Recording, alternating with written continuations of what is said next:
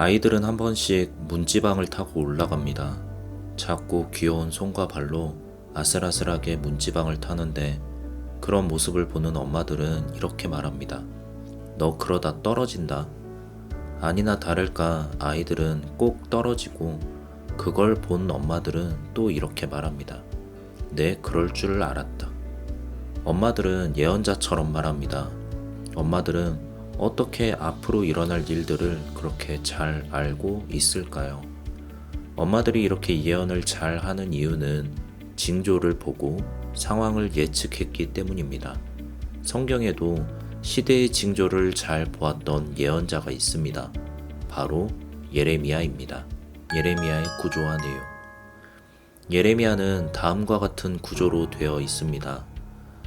도입부, 이스라엘의 심판 예고, 예레미야의 순환기, 이스라엘의 구원 예고, 예레미야의 순환기, 이민족 심판 예고, 종결부.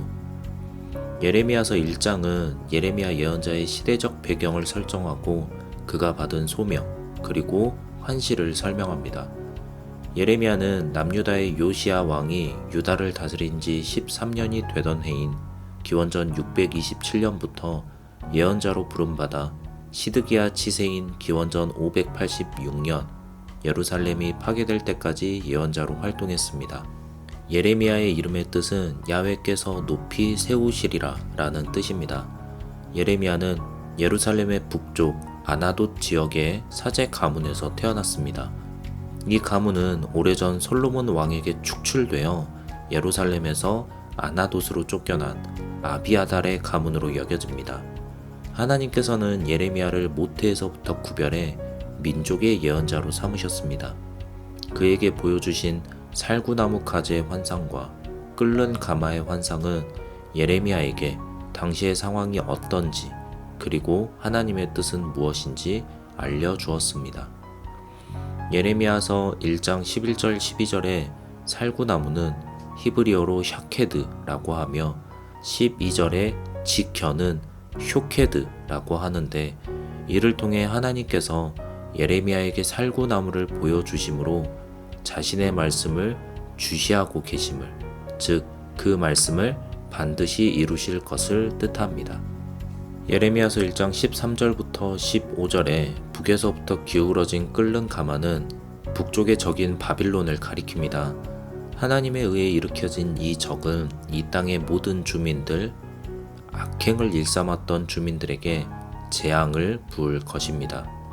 하지만 이렇게 심판만 하는 것으로 하나님의 뜻이 끝나지는 않습니다. 하나님께서는 예레미야에게 무화과가 담긴 두 바구니, 한쪽은 극히 좋은 무화과가 담겨 있고 다른 한쪽은 나빠서 먹을 수 없는 무화과가 담긴 두 바구니를 보여주셨습니다. 좋은 무화과는 하나님께서 좋게 보시는 바빌론으로 유배된 사람들을, 나쁜 무화과는 시드기야 치세에 부패한 유다인들을 뜻합니다. 하나님께서는 좋은 무화과 같은 바빌론으로 유배된 사람들을 회복시키셔서 그들을 세우시고 헐지 않으시며 심으시고 뽑지 않으실 것입니다. 좋은 무화과 같은 사람들은 전심으로 하나님께 돌아와 하나님의 백성이 될 것입니다. 예레미야서의 두 번째 부분과 여섯 번째 부분은 이스라엘과 이민족들이 받을 심판에 대해 말합니다. 이스라엘과 이민족은 그들이 행한 악행으로 재앙을 받게 될 것입니다. 이스라엘의 악행은 광야에서의 하나님과의 순수했던 관계를 잊어버리고 우상을 숭배하며 주변의 강대국을 의지해 어려움을 극복하고자 했던 것이었습니다. 고대 이스라엘의 주변 나라들인 애굽, 블레셋, 모압, 암몬, 에돔, 다메섹, 게달과 하솔, 엘람, 바벨론 등은 공의로우신 하나님의 기준에 그들의 행한 악행들로 인해 심판받게 될 것입니다. 예레미야서 셋째 부분과 다섯 번째 부분은 예레미야의 순환기, 그가 당한 고통에 대해 말합니다. 예레미야 예언자는 하나님의 뜻에 따라 예루살렘의 심판의 말씀을 전했습니다. 하지만 당시 종교계, 정치계 지도자들은 예레미야를 통해 주어진 심판의 말씀을 받아들이지 않았습니다.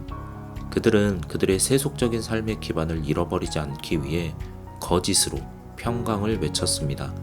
그런 그들은 심판을 전하는 예레미야를 박해했습니다. 예레미야는 살해 협박을 당하거나 구덩이에 갇혀 겨우 목숨을 연명하기도 했습니다.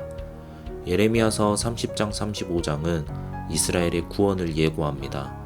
이 모든 심판의 말씀에도 불구하고 예레미야서는 심판이 하나님의 궁극적인 목적이 아니라 말합니다. 예레미야서 전체의 중심부에서 예레미야는 하나님의 구원, 이스라엘을 다시 세우시며 그들을 돌아오게 하시고 그들과 새로운 언약을 맺으셔서 그들을 다시금 자신의 백성으로 삼으시는 말씀을 전합니다. 예레미야서의 기록 배경. 기원전 722년 북이스라엘이 아시리아에게 멸망당한 뒤 남유다는 아시리아의 영향을 받을 수밖에 없었습니다. 기원전 701년 아시리아는 남유다를 침략하지만 예루살렘을 정복하지 못했습니다.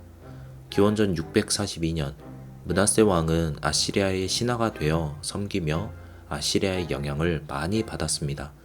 므낫세 왕은 아시리아의 종교를 흉내내 우상을 숭배한 것으로 많은 비판을 받습니다.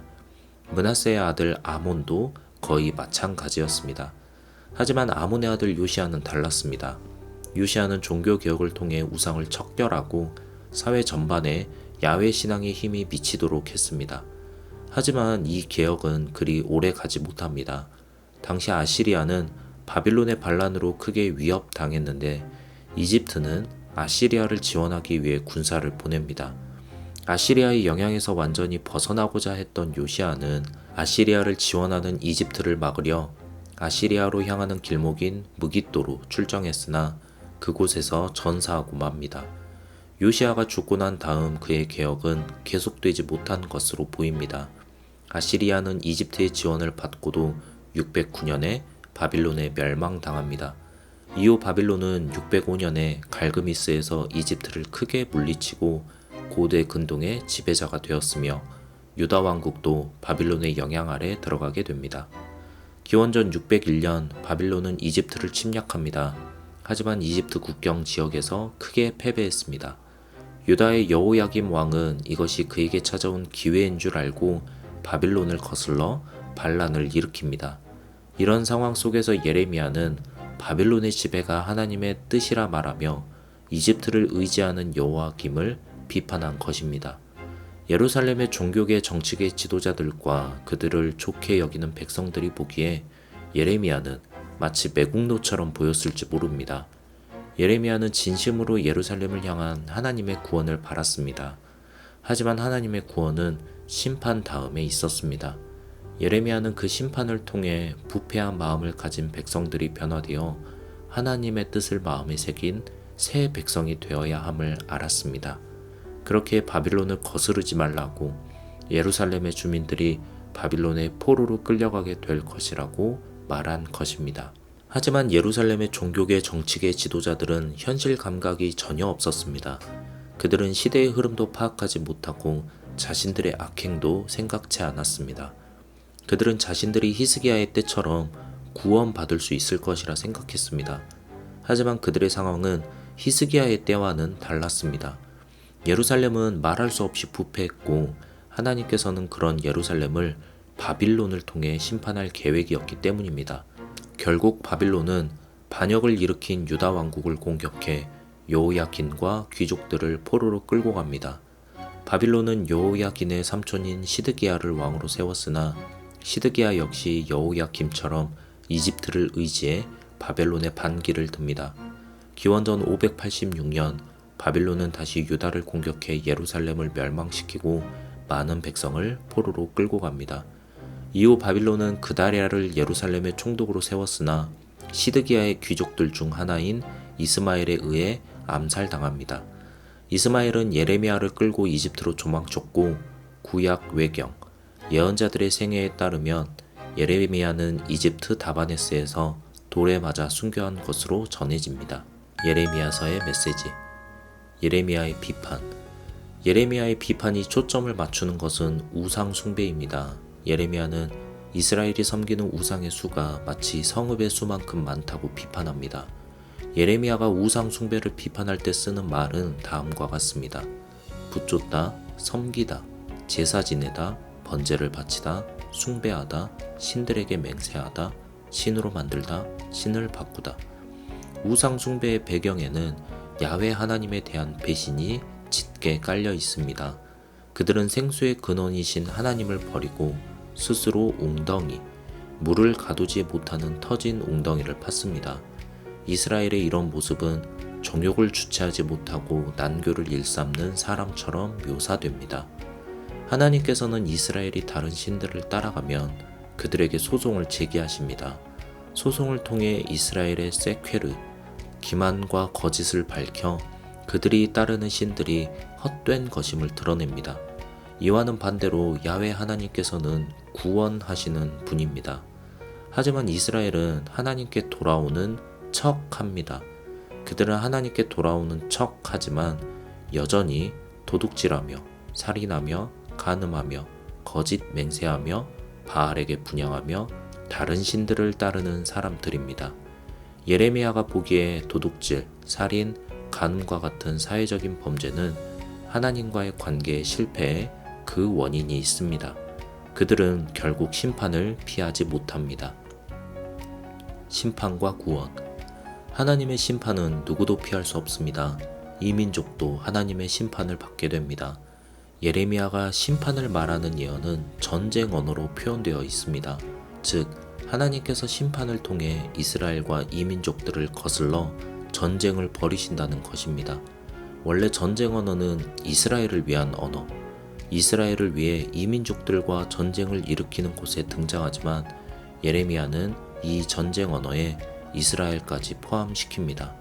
그만큼 이스라엘의 상황이 부패했으며 그들이 당할 심판이 클 것을 암시합니다. 하지만 심판이 야훼 하나님의 궁극적인 목적이 아닙니다. 70년이라는 한정된 기간이 지나면 이스라엘은 다시금 자신들의 고향으로 돌아가게 될 것입니다. 이스라엘은 하나님과 새 언약을 맺을 것입니다. 이 언약은 순전히 하나님의 자비하심과 은혜로 이루어집니다. 이 언약을 통해 하나님의 말씀은 이스라엘의 마음에 새겨집니다.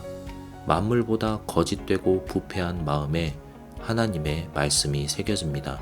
새 백성은 마음에서부터 하나님의 뜻을 따르는 백성입니다.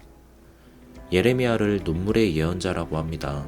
예레미야는 그가 하나님의 말씀을 맡아 전하면서 당했던 고통, 그리고 그의 민족과 나라가 멸망당해 포로로 끌려갈 것을 알았으나 회개하지 않는 백성을 바라보는 고통, 결국 그들이 포로로 끌려가는 것을 보는 고통을 겪었습니다. 그가 하나님 앞에서 자신의 상황을 탄식하는 것을 보면 그를 눈물의 예언자라 부르는 것이 이해가 됩니다. 또한 예레미야는 누구보다도 마음의 관심에 있었던, 만물보다 거짓되고 심히 부패했던 마음에서 하나님의 말씀이 새겨져 마음에서부터 하나님의 뜻을 바라고 순종하는 것을 선포했던 예언자입니다. 우리가 겪는 많은 문제들이 예레미야가 지적한 것처럼 결국 하나님과의 관계에서 시작하는 것은 아닌지, 우리의 마음이 어떠한지 예레미야서를 통해 살펴보시기를 바랍니다.